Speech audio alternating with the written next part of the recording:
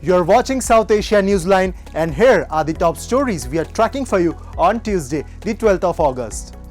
Ukraine's Zelensky briefs PM Modi on Russian crisis, praises India's peace support. US designates Baloch separatist group BLA as foreign terrorist organization.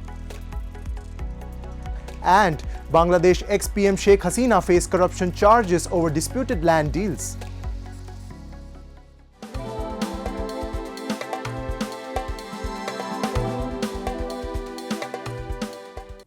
And now for all the details.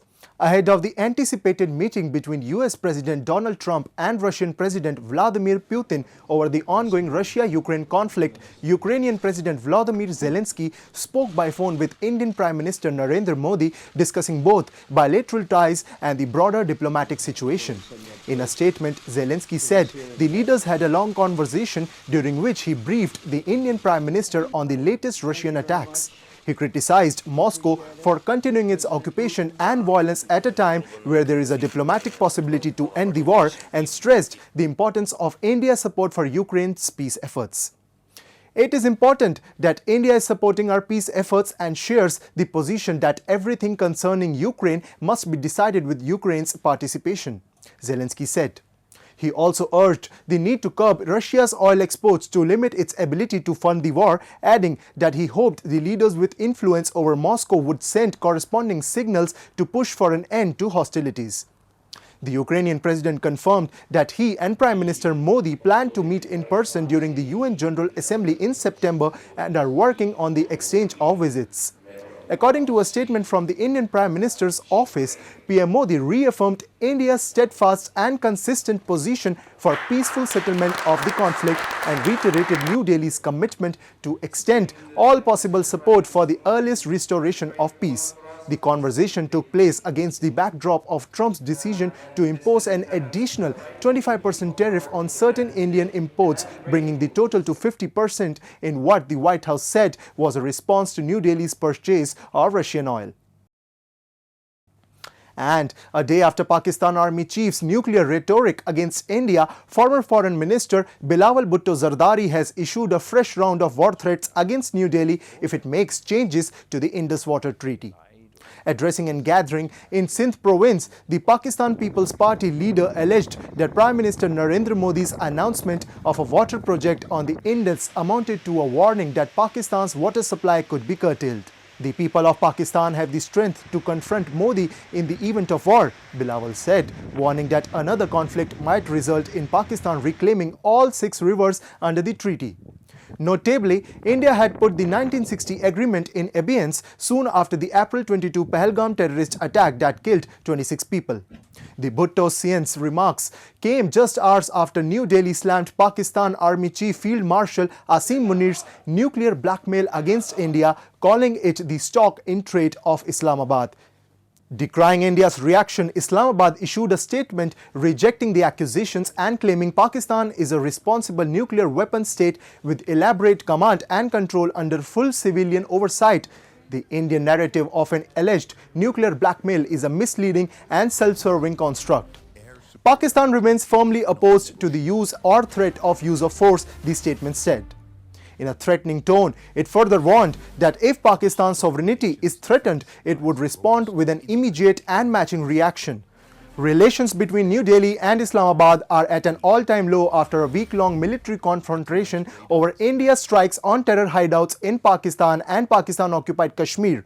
India has maintained there will be no talks with Pakistan until it ceases support for terror outfits operating against India. The Pakistani separatist group Baloch Liberation Army and its alias, the Majeed Brigade, was designated as a foreign terrorist organization by the US Department of State on Monday. The action taken by the Department of State reflects US President Donald Trump administration's commitment to counter terrorism, the US State Department said in a statement announcing the designation. Terrorist designations play a critical role in our fight against this scourge and are an effective way to curtail support for terrorist activities, the statement added.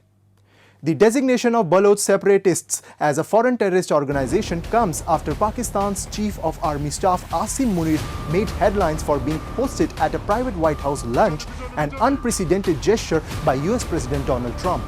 The BLA is an armed separatist group operating in the bordering areas near Afghanistan and Iran. The BLA was first designated as an SGGT in 2019 after a series of terrorist attacks and suicide bombings. The BLA is the largest and strongest of several ethnic Baloch insurgent groups which have been fighting for decades to win independence for the mineral-rich province, home to major China-led projects including a port and gold and copper mines.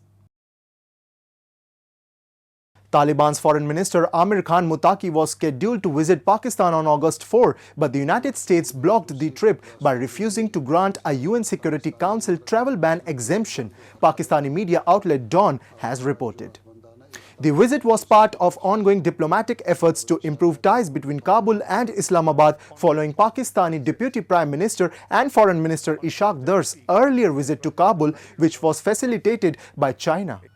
Muttaqi, the interim foreign minister, is subjected to international sanctions and cannot travel without prior approval from UNSC's Sanctions Committee established under Resolution 1988. According to diplomatic sources quoted by Dawn, Washington delayed its decision until the last moment before ultimately rejecting the waiver request, effectively cancelling the planned visit. The report suggests that the US move was driven by growing concerns over the Taliban's increasing ties with China, while the US State Department did not confirm the decision and simply stated, "We do not comment on rumors." Pakistan's Foreign Office also avoided directly naming the US, preferring instead to procedural issues. Spokesperson Shafqat Ali Khan stated that once the procedural matters are resolved, Islamabad looks forward to welcoming the Foreign Minister Muttaqi. In Dhaka's District and Sessions Judge Court, corruption trials against former Bangladesh Prime Minister Sheikh Hasina and several of her family members got underway on Monday. The courtroom was packed as witnesses were heard in at least 3 cases, all tied to allegations of irregularities in the allocation of government plots under the Purbachal New Town Project. The case pertains to the Purbachal New Town Project, which was designated as a flagship housing and development scheme outside Dhaka. But prosecutors allege irregularities in allocation of plots under the scheme. Sheikh Hasina's government was accused in rewarding political allies and her inner circle people, costing the state millions of dollars in lost value. Public interest in the proceedings is high, with many Bangladeshis viewing the cases as long-delayed justice. The court is expected to continue hearing witnesses over the coming weeks. Legal experts say the cases could take months or even years to conclude. The next court hearing is scheduled for August 26. If convicted, Hasina and her family could face long prison terms and a ban from public office. Hasina's Awami League ruled Bangladesh for more than 15 years, until last August, when a massive student protest forced her to resign. She fled across the border to India, where she remains in exile. আমরা চাই না যে আবার জনগণের সাথে প্রতারণা করে কোন শক্তি হাসিনার বিচার বা হাসিনার সম্পত্তি বাজেয়াপ্ত বা দুর্নীতির বিচার অর্থ ফিরিয়ে আনার নামে আবার জনগণের সাথে প্রতারণা করুক। আমরা চাই এগুলো সুষ্ঠুভাবে বিচার হোক, দেশের যে সম্পত্তিগুলো পাচার হয়েছে তা দেশে ফিরে আসুক এবং যত দ্রুত সম্ভব, যত সূক্ষ্মভাবে সম্ভব এবং নিরপেক্ষভাবে সম্ভব এই আদালতে হাসিনা এবং তার পরিবারের জন্য বিচারটা। পুরোতান্ত্রিক যে সরকারের বিষটা বপন করে গেছিল 15 বছর ধরে, তার ফলশ্রুতিতে তাকে এখন পালিয়ে যেতে হয়েছে বিধায় ওনাকে যদি দেশে আনতে হয় আমাদের আন্তর্জাতিক আইনের মাধ্যমে ওনাকে অ্যাপ্রোচ করতে হবে। কিন্তু দেখা যাচ্ছে যে উনি যেহেতু নিজে থেকে চলে গেছে এবং নিজে দেশে এসে এর বিরুদ্ধে যুক্তি খণ্ডন করার মতো কোনো সদিচ্ছা ওনার দেখা যাচ্ছে না, তাই আমার মনে হয় যে ওনার অ্যাবসেন্সে করাটা মানে কোনো ভুল কিছু হচ্ছে না। আমাদের যে আইনের গতিটা, ওই আইনের গতিতে আমাদের এগোতে হবে। আর এক্ষেত্রে তার বিরুদ্ধে যদি অভিযোগগুলো প্রমাণিত হয় আমাদের সেই অনুযায়ী আইনের ধারাগুলো আসবে এবং রায় আসবে, আর আমরা এটাই বিশ্বাস করি সাধারণ Bangladeshi. A district court in Nepal on Monday rejected the release of application of former Deputy Prime Minister and Home Minister Rabi Lamichhane, upholding his judicial custody in the Butwal-based Supreme Saving and Credit Cooperative fraud case. Lamichhane and others are accused of transferring over 109 million Nepali rupees from the cooperative to Gorkha Media Network Private Limited, allegedly misappropriating the funds.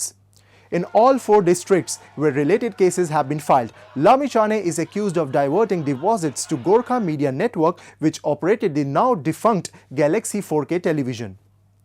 He was arrested from his party office in Kathmandu in October last year by a Central Investigation Bureau team on charges of organized crime and misappropriation of cooperative funds. In December 2024, the district police in Kaski formally lodged a case against Lamichhane for a fraud, organized crime and money laundering. The district government attorney's office later filed a charge sheet in the Kaski district court over the Surya Darshan cooperative fraud case.